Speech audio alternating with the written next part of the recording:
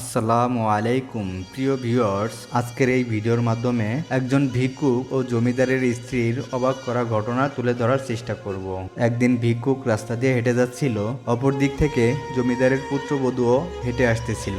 একজন সামনের দিকে যাচ্ছেন আর একজন সামনের দিক থেকে আসতেছেন। দুজনের ক্রসিং এর সময় ভিক্ষুকের গায়ের কাদা জমিদারের পুত্রবধূর গায়ে লেগে গেছে। সে দুনিয়া অন্ধকার করে চিৎকার শুরু করেছে এবং স্বামীকে ডেকে নিয়ে এসেছে এবং বলছে, এই ভিক্ষুক আমার কাপড় নষ্ট করে ফেলেছে। সে শুধু ভিক্ষুক ছিল না, বৃদ্ধও ছিল। শুধু বৃদ্ধও ছিল না, জীর্ণ শীর্ণ অবস্থায় ছিল। শরীরে কাপড়ও ছিল না, ফাটা ছেঁড়া কাপড় ছিল। পায়ে জুতা ছিল না, পেটে ভাত ছিল না।